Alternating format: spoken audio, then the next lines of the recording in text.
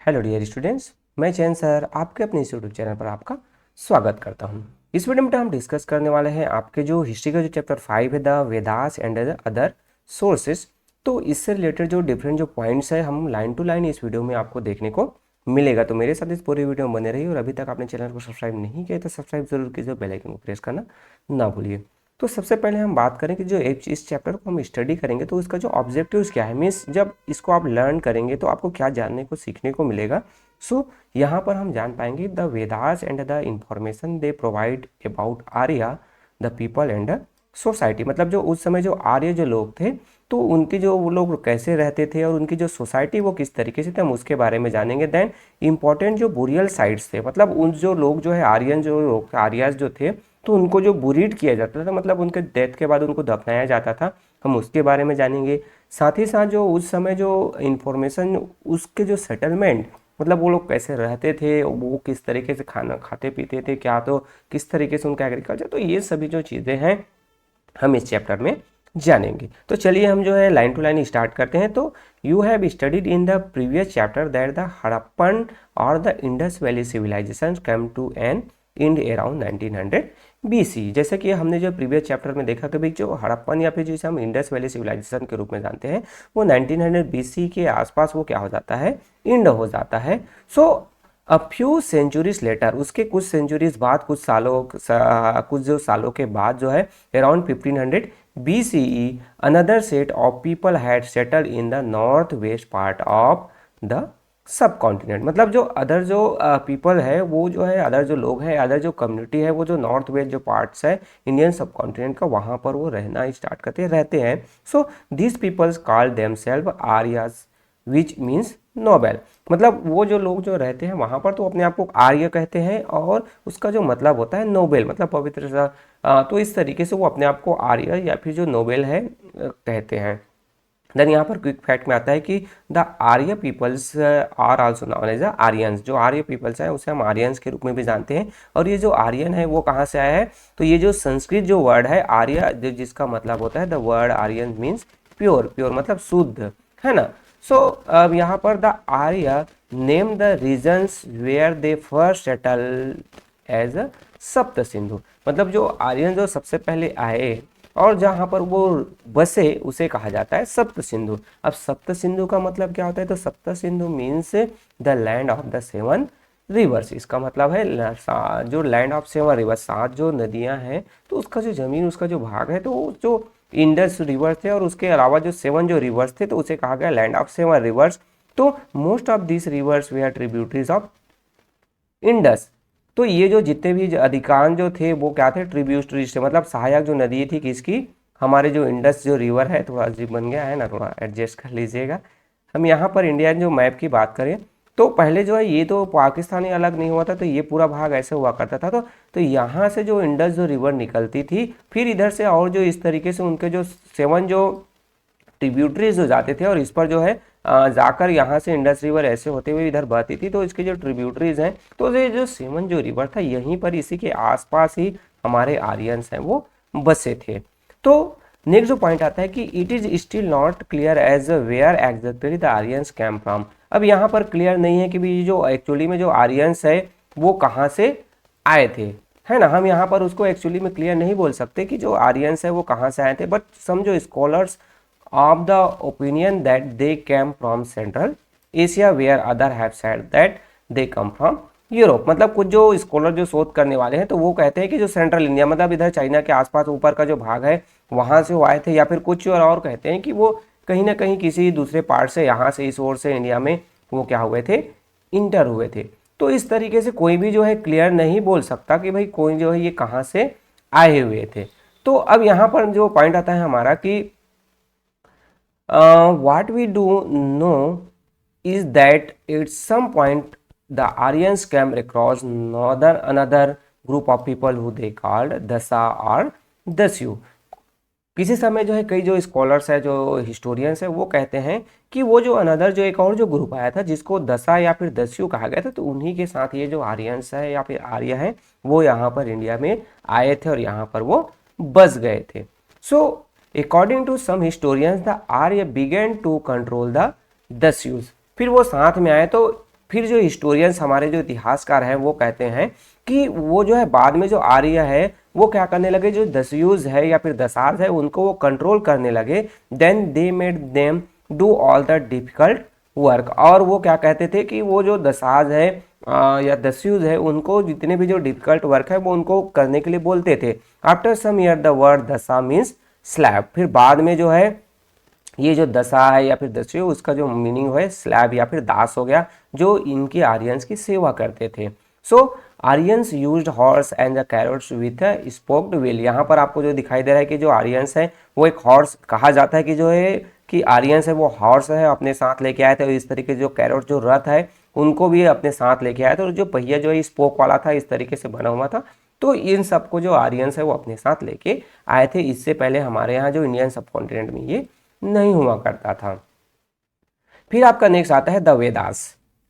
Most of the information that we have about the Arya is from the Vedas. Arya के बारे में जो हमें पता चलता है तो वो हमें कहाँ से पता चलता है, ये जो वेद है, जो वेदास है, डिफरेंट जो 4 जो वेदास है तो उसी से हमें पता चलता है।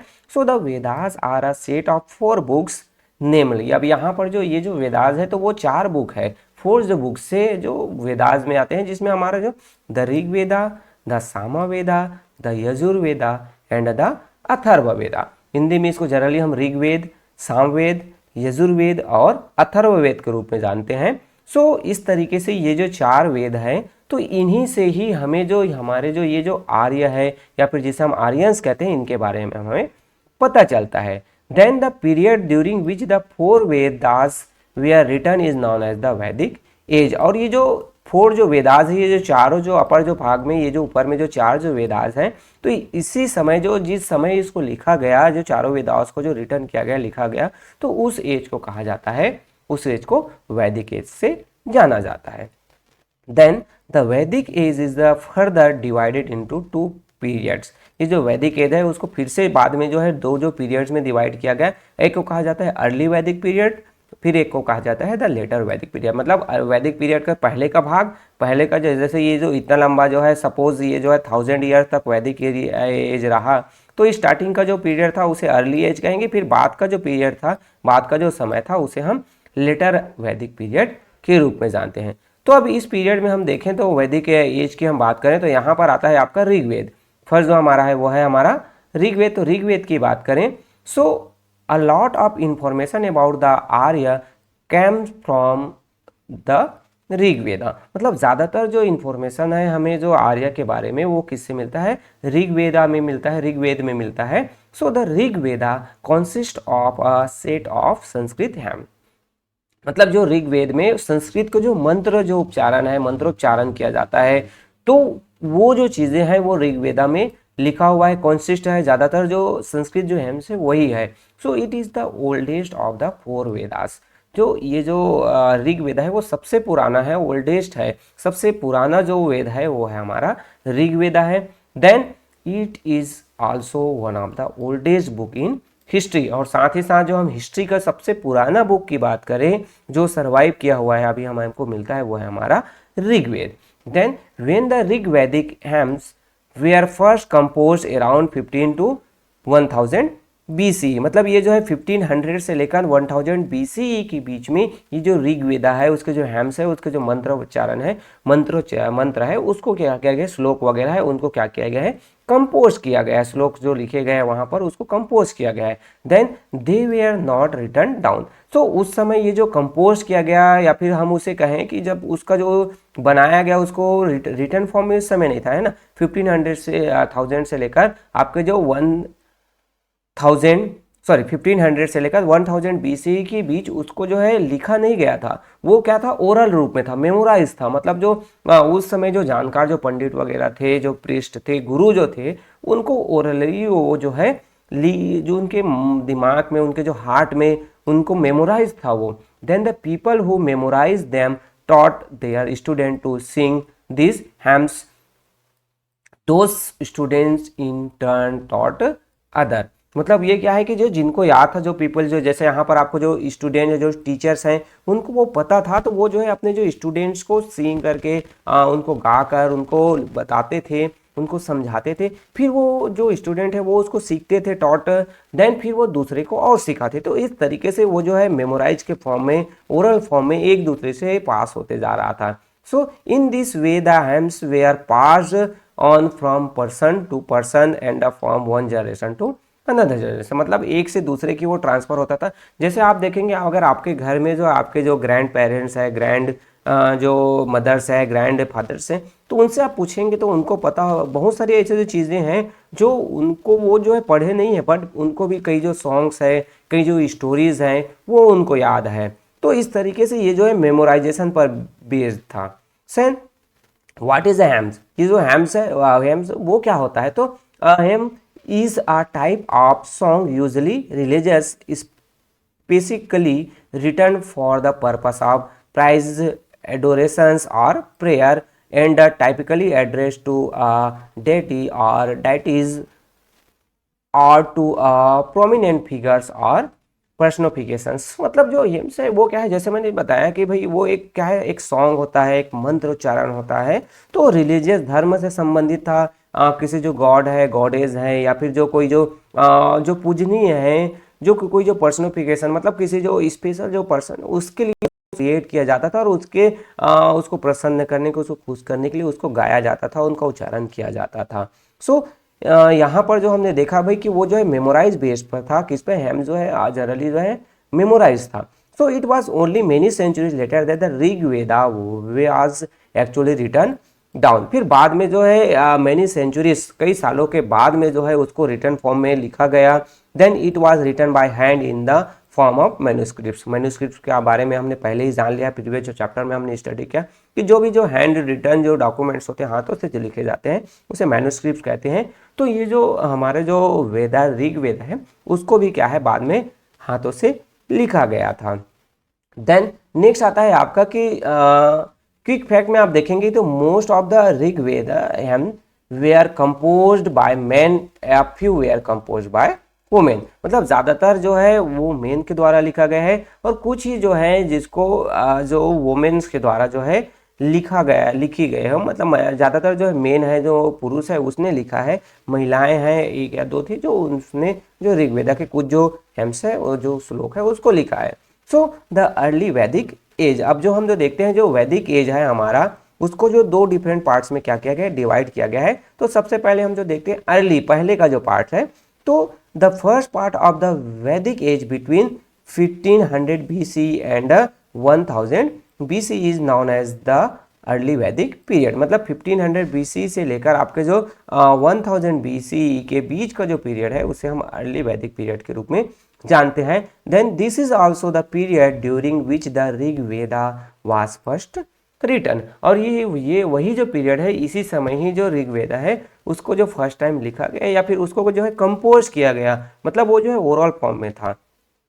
Then therefore it is also called the Rig Vedic age, और इस कारण से इसको ऋग वैदिक एज कहा जाता है। We have the following information about the early वैदिक पीरियड, और इस समय के बारे में हमें कुछ जो अर्ली जो वैदिक पीरियड है उसके बारे में कुछ जो इन्फॉर्मेशन हमें मिलता है। सो यहाँ पर क्या क्या चीज़ें हमें जानकारी मिलती हैं।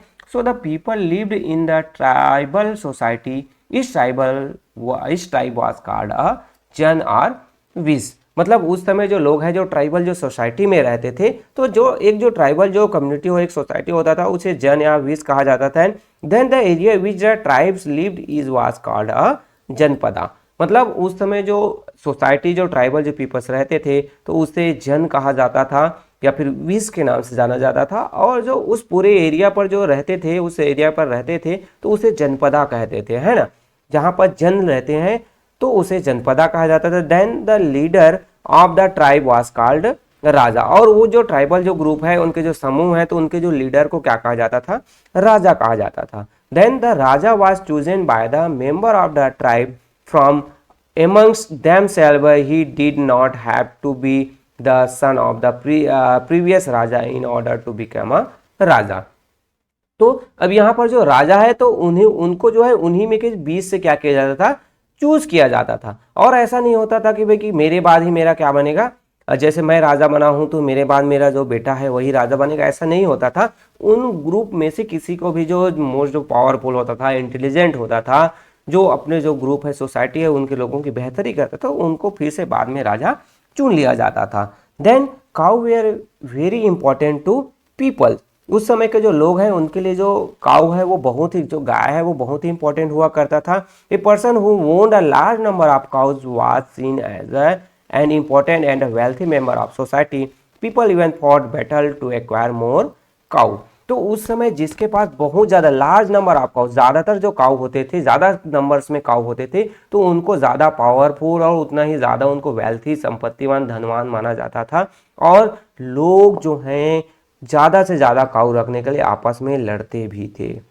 Then the society consisted of warriors, traders, priests and the people who did other kinds of jobs। मतलब उस समय जो है सोसाइटी है तो वो कौन, तो वहाँ पर वॉरियर्स मतलब लड़ने वाले लोग होते थे, ट्रेडर्स मतलब व्यापार करने वाले लोग होते थे, प्रीस्ट पुजारी हुआ करते थे, और जो डिफरेंट काइंड्स ऑफ और डिफरेंट टाइप के जो क्या करते थे, आपके जो वर्क करने वाले लोग भी होते थे, अलग अलग काम करते थे लोग। तो इस तरीके से अलग अलग डिफरेंट टाइप के जो लोग हैं वो रहते थे।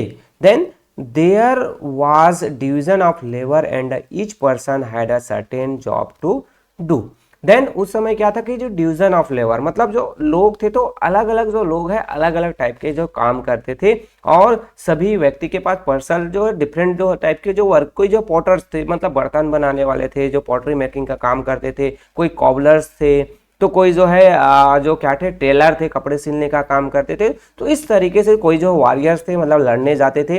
तो इस तरीके से डिफरेंट जो पर्पस है, तो डिफरेंट टाइप के जो वहाँ पर जो लोग हैं अलग अलग काम करते थे।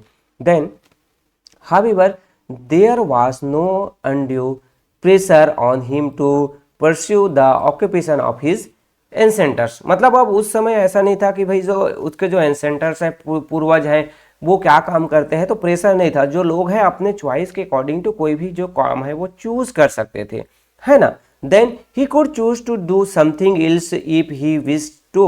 मतलब जो उनको पसंद है, जो वो करना चाहते थे, जो जो काम वो करने जिनको पसंद था, वो वही काम चूज कर सकते थे। Then people of different profession could interact freely with each other. और अलग अलग काम करने वाले जो लोग हैं, तो एक दूसरे के साथ मिलजुल कर और एक दूसरे के साथ बेहतर तरीके से रिलेशन बनाकर रहते थे।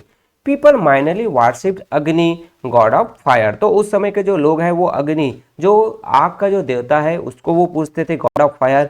इंद्र, गॉड ऑफ थंडर, मतलब जो बादल का जो देवता है, बारिश करने वाला जो देव होता था वो इंद्र होता था, उसकी पूजा करते। Varuna, God of wind and water, मतलब आपके जो हवा और पानी के जो देवता थे वरुण, तो उनकी पूजा करते थे। So some rituals and sacrifices were perform by the raja to keep the god happy.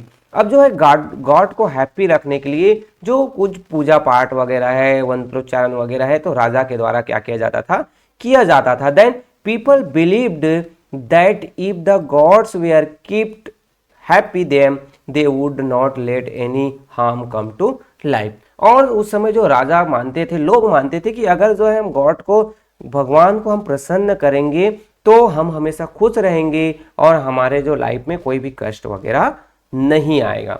तो इस तरीके से उस समय जो लोग हैं वो सेक्रीफाइसेस, रिचुअल्स वगैरह, बलि देना, पूजा पाठ करना, यज्ञ हवन करना, ये सभी जो लोग हैं, राजा है, वो सभी करते थे।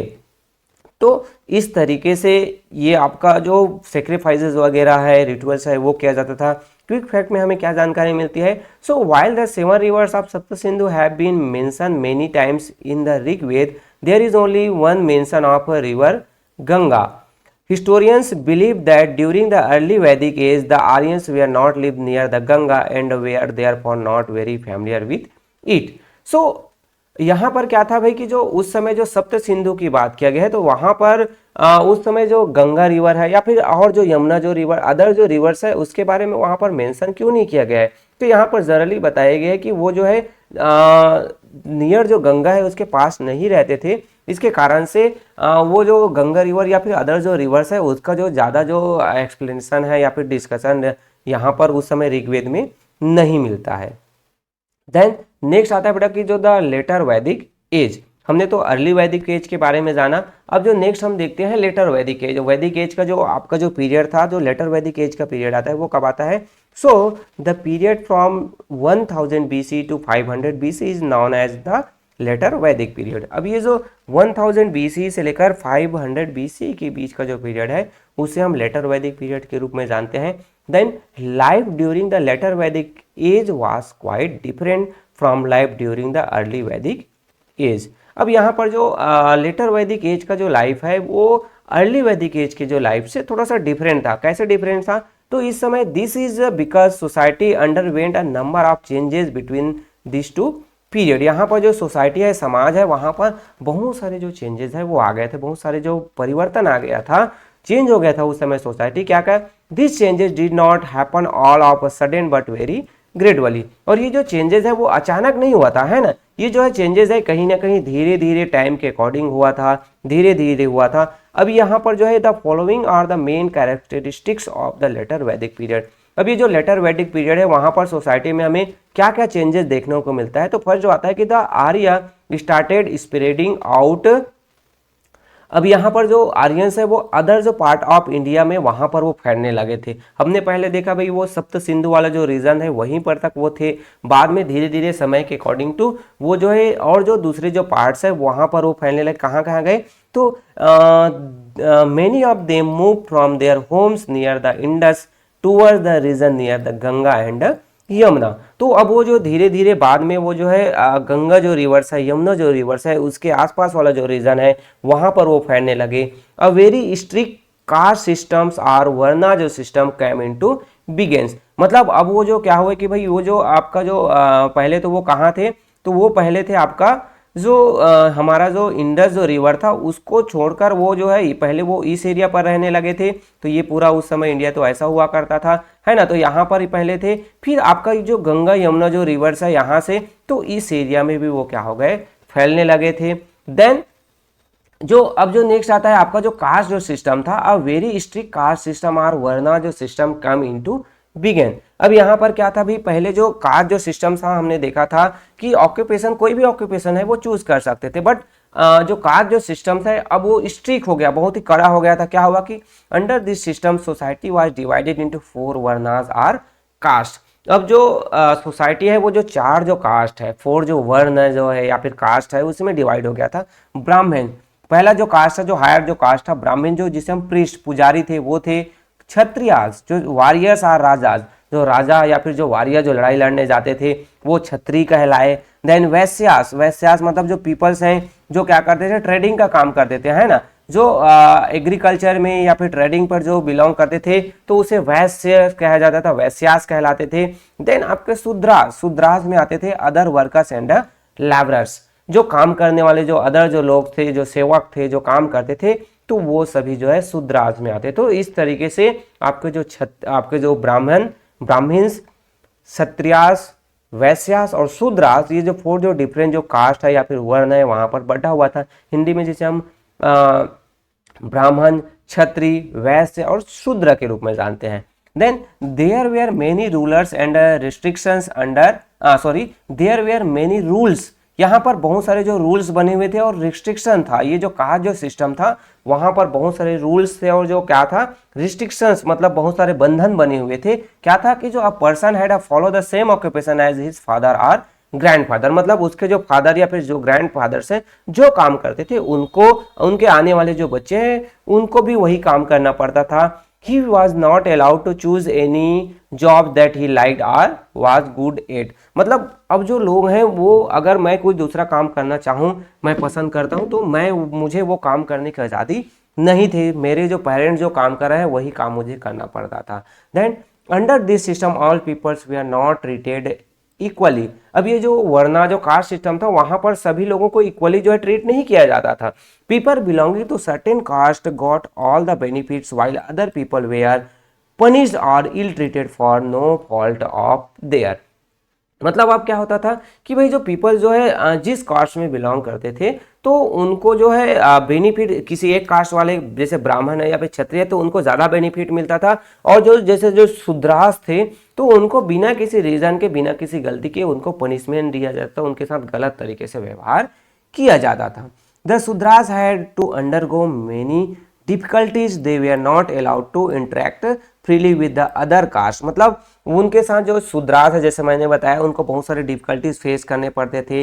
वो जो अदर जो कास्ट है उनके साथ फ्रीली जो इंटरेक्शन है, उनके साथ बातचीत नहीं कर सकते थे, उनके साथ किसी भी तरह का रिलेशन नहीं बना सकते थे, और उनको जो है not allowed to participate in public function, prayers and rituals. मतलब उनको जो पूजा पाठ है, धर्म कांड है, कोई जो पब्लिक जो फंक्शंस वगैरह हो रहा है वहां पर उनको पार्टिसिपेट करने का भी परमिशन नहीं था। They we are not allowed to get an education, साथ ही साथ उनको एजुकेशन का भी परमिशन नहीं था, वो एजुकेशन भी नहीं ले सकते थे।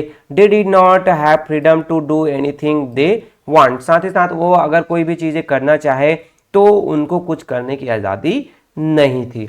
तो इस तरीके से ये जो कास्ट सिस्टम था वो बहुत ही रिगिड, बहुत ही कठिन तरीके से हुआ था। यहाँ पर जो आपको जो है सेक्रीफाइसेस बिगेन परफॉर्म, यहाँ पर सेक्रीफाइसेस, यहाँ पर बलि देने की जो प्रथा है, रिचुअल्स है, पूजा पाठ है, वो यहाँ पर किया जा रहा है। तो नेक्स्ट पॉइंट आता है कि जो role of the raja underwent change. अब जो उस समय हमने देखा था, राजा जो है सोसाइटी का, ट्राइबल सोसाइटी का मुखिया हुआ करता था, और कोई भी जो राजा है वो बन जाता था जिसमें कैपेबिलिटी होती थी, but he become more powerful. Raja जो है बहुत ही ज़्यादा पावरफुल हो गया था। He was no longer just a leader of small tribes but king of the janapadas which was now a large territories with clear boundaries. अब वो जो है जनपदास का जो है क्या नहीं था, सिर्फ वो स्मॉल जो ट्राइब है उसका राजा नहीं हुआ करता था, लीडर नहीं हुआ करता था। अब वो जो है किंग हो गया था, जनपदास का जो किंग हो गया था, और उसका जो क्लियर बाउंड्री होता था, और उसका जो एरिया है बहुत दूर दूर तक फैला हुआ था। Then the raja was assisted in his job by the senapati. मतलब जो राजा है तो उसके जो सेनापति, जो सैनिक के जो मेन होते थे सेनापति, then he also took advice from the purohit. Main जो प्रीस्ट है, मेन जो पुरोहित जो होता था, पुजारी होता था, तो उनका भी एडवाइस जो है राजा जो है डिफरेंट जो इश्यूज है, डिफरेंट जो टॉपिक्स है उस पर लेते थे। Then the raja began to perform very elaborate sacrifices and rituals. यहाँ पर अब जो पूजा पाठ आपको जो दिखाई दे रहा है, बलि प्रथा भी हम जो है उस समय जो है डिफरेंट जो एनिमल्स हैं तो उनको वो सेक्रीफाइसेस करते थे, बलि देते थे। सो दिस समटाइम्स आपके जो listed for many days and involve a lot of expenditure. मतलब ये जो कई दिनों तक जो है ये जो है रिचुअल्स हैं, सेक्रीफाइसेस है, वो चलता था, और इसमें बहुत सारे जो खर्चे भी होते थे। So cattle and horses were killed as a part of this sacrifices. तो उस समय जो कैटल्स है, डिफरेंट जो जानवर्स है, घोड़े हैं, हॉर्सेज है, उनको किल किया जाता था, सेक्रीफाइस उसका बलि दिया जाता था।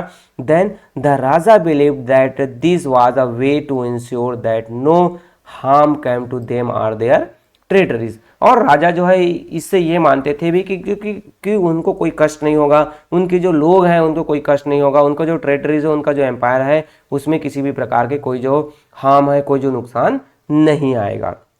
Then the priest also became powerful since they helped the Raja in performing rituals and sacrifice। अब ये जो पुजारी आपको जो नजर आ रहे हैं ना, ये भी बहुत ज़्यादा पावरफुल हो गए थे, क्योंकि वो जो है राजा को हेल्प करते थे डिफरेंट जो सेक्रीफाइसेस में, डिफरेंट जो रिचुअल्स है, पूजा पाठ है, धर्म कांड है, तो इनमें वो क्या करते थे, हेल्प करते थे। इसके कारण से ये भी बहुत पावरफुल हो गए थे।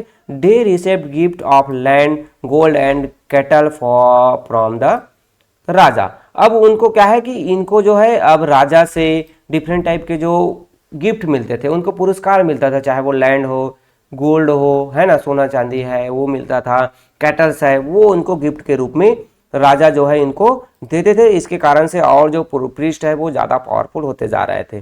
So the three main gods to be worship during the later वैदिक एज वेयर ब्रह्मा। जो अब बाद में जो है हमने पहले तो देखा था भाई अग्नि है, इंद्र है, या फिर जो आपके जो वरुण है, तो इनकी पूजा किया जाता था, वर्शिप कर देते हैं ना। बट बाद में जो लेटर वैदिक एज में हम देखें तो बाद में जो थ्री जो मेन है, ब्रह्मा जो गॉड ऑफ क्रिएशन जो है, जिसको जो है बनाने वाले जो देवता जो उसके रूप में जाना जाता था, जो क्रिएट करते किसको, ह्यूमन को। Vishnu God of preservation and Shiva God of destruction. मतलब ये जो बनाने वाले थे, एक जो बनाकर रखने वाले थे, और एक जो है समाप्त करने वाले, डिस्ट्रक्शन करने वाले। तो इस तरीके से ब्रह्मा, विष्णु और शिव है, तीनों की जो पूजा है बाद में लेटर वैदिक पीरियड में वर्शिप जो है लेटर वैदिक पीपल्स हैं वो करते थे।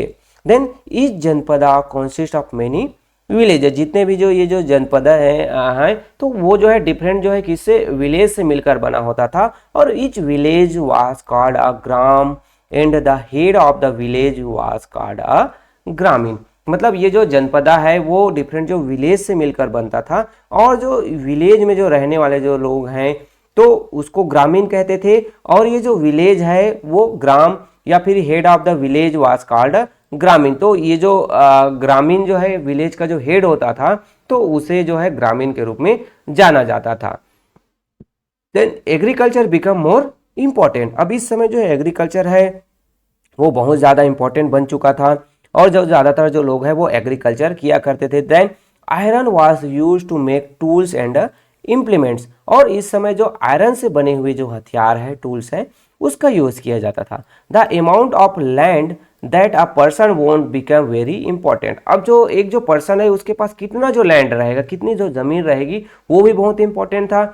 If he won't large pieces of land he was consider a wealthy and important member of society. अब जिसके पास ज़्यादा ज़मीन होता था उसे ज़्यादा वेल्थी, ज़्यादा संपत्तिवान, धनवान माना जाता था, और वो जो है सोसाइटी में इंपॉर्टेंट मेंबर होता था। एक समय हमने जो देखा था अर्ली वैदिक पीरियड में, जिनके पास जितना ज़्यादा काऊ होगा उनको उतना ज़्यादा वेल्थी और इम्पॉर्टेंट माना जाता था। अभी जैसे अभी के दौर में देखते हैं जिसके पास जितना ज़्यादा पैसा है, मनी है, रुपीज़ है, वो उतना ज़्यादा क्या माना जाता है, वेल्थी माना जाता है, रिच माना जाता है। तो समय के अकॉर्डिंग तो देख रहे हैं बेटा कि जो है क्या हो जाए, वेल्थी या फिर रिचनेस का जो डेफिनेशन है वो क्या होते जा रहा है, बदलते जा रहा है।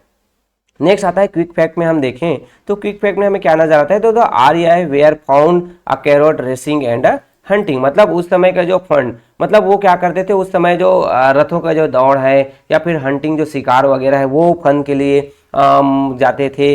Then soma was a special drink that the Aryans consume during rituals and sacrifices. मतलब पूजा पाठ हो रहा है, धर्म है, यज्ञ वगैरह चल रहा है, सेक्रीफाइसेस बलि वगैरह दिया है, तो वहाँ पर जो सोमा है, सोम जो रस है, वो उसको वो ड्रिंक करते थे, उसको पीते थे। तो इस तरीके से क्विक फैक्ट है। फिर नेक्स्ट जो पॉइंट्स हमारा आता है कि भाई जो the peoples of the janapada had a give some part of the crops they grow to the king. अब जो है जो उस समय जो जनपदा के जो लोग हैं, जो पीपल्स है, जो एग्रीकल्चर करते थे, क्रॉप प्रोडक्शन करते थे, तो उसका जो कुछ जो भाग है वो राजा को वो देते थे। So the ones who owned cattle had to give some of their cows to him. साथ ही साथ जिनके पास जो है कैटल्स है ना, कुछ जो जानवर है, तो उनका जो कुछ जो जानवर है उनको भी वो राजा को वो देते थे। So this is the similar to the system of taxation we have nowadays where people pay a part of their income as a tax to the government. तो ये अभी जैसे हम जो इनकम टैक्स के रूप में देते हैं ना, जो जिनके पास ज़्यादा इनकम होता है तो वो गवर्नमेंट को टैक्स देते हैं, तो उसी तरह से उस समय के जो लोग हैं अगर जो एग्रीकल्चर करते, खेती बाड़ी, क्रॉप प्रोडक्शन करते तो वो क्रॉप्स देते थे। जिनके पास कैटल है, कैटल रीडिंग करते थे, रेयरिंग करते थे, अगर कैटल वो पालते थे तो कैटल को भी वो जो है राजा को कुछ जो भाग में कुछ जो कैटल्स हैं वो देते थे। तो एक तरीके से वो जो है टैक्स या फिर रेवेन्यू पे करते थे। Then a system of 4 ashrams also came into practice. According to this system there were 4 stages in a person's life. अब इस समय जो है 4 जो आश्रम या फिर जो आपका जो ह्यूमन जो लाइफ है, कोई जो पर्सन है, उसका जो 4 जो डिफरेंट जो स्टेप क्या होते थे, स्टेज होते थे। तो वो कौन कौन सी स्टेज है? फर्स्ट स्टेज में था the first stage of a persons life was called ब्रह्मचर्य। जो पहला जो स्टेप था उसे कहा जाता था ब्रह्मचर्य। Then at this stage a person was suppose to focus on study. मतलब ब्रह्मचर्य में क्या होता था कि जो कोई भी जो पर्सन है, कोई भी जो व्यक्ति है, वो किस पर फोकस करता था? स्टडी। कोई भी चीज जो है सीखना, जानना, पढ़ना है, उसके बारे में वो फोकस करते थे। देन द सेकंड जो स्टेज होता था वाज अ गृहस्थ आश्रम। जो सेकंड जो स्टेज होता था गृहस्थ आश्रम। During this stage a person was suppose to marry and have children. तो गृहस्थ आश्रम में क्या होता था कि इस समय जो लोग हैं शादी करते थे, और इस समय जो है क्या है चिल्ड्रंस, बच्चे पैदा करते थे, बच्चे होते थे, उनका पालन पोषण करते थे। तो नेक्स्ट जो हमारा जो थर्ड जो स्टेज आता है वहां पर क्या था? वानप्रस्थ आश्रम। यहाँ पर जो थर्ड जो स्टेज है वो है वानप्रस्थ आश्रम। तो इसमें क्या होता था? During this stage a person was suppose to leave his family and all his belonging and live in the forest. मतलब ये जो है लिव, मतलब वो अपने जो किनको, अपने जो पूरे जो फैमिली मेंबर्स हैं, अपने जो पूरे जो बिलोंगिंग, जो उनके साथ जो रिलेशन रिश्तेदार हैं, उन सबको छोड़कर वो वानप्रस्थ में कहाँ जाएंगे?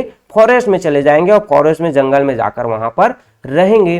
तो इस तरीके से ये जो थर्ड स्टेज था। देन फोर्थ स्टेज की हम बात करें तो the fourth stage, the last stage was called संन्यासा।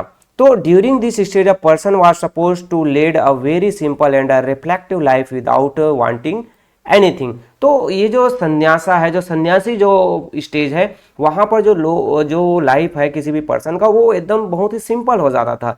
Simple life जीते थे, उसको किसी भी चीज़ की जो जरूरत नहीं होती थी, वो कंदमूल फल से भी अपना जो लाइफ है वो चलाते थे, किसी प्रकार की उनकी इच्छा नहीं होती थी। तो इस तरीके से डिफरेंट जो फोर जो स्टेज है या फिर फोर जो आश्रम है, ये इस तरीके से जो उस पीरियड में जो लोगों को एक्सपेक्ट किया जाता था कि वो उस तरीके से अपना जो लाइफ है वो जिए। यहाँ पर जो आप मैप में देख रहे हैं कि important Janapadas Asian burial site, तो इंपॉर्टेंट जो जनपदास आपको जो स्टार बने हुए, तो उस समय जो इंपॉर्टेंट जो जनपदास आपको दिखाई दे रहे हैं, और बुरियल जो साइट्स है, मतलब जहाँ पर लोगों को दफनाया गया था। तो यहाँ पर ये जो आपको जो सप्त सिंधु वाला जो रीजन दिखाई दे रहा है, फिर बाद में जो है लेटर वैदिक पीरियड में से गंगा यमुना वाले एरियाज में आए और यहाँ पर जो लोग रहने लगे।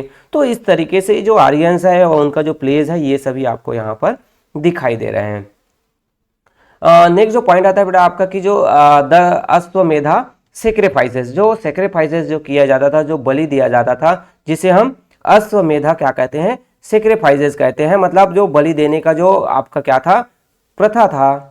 तो ये जो हम अश्वमेधा सेक्रीफाइसेस की बात करें, so ashvamedha was one of the biggest sacrifices perform by the raja and priest. तो ये जो है सबसे बड़ा जो है सेक्रीफाइसेस, मतलब बलि देने का सबसे बड़ा जो रिचुअल्स होता था।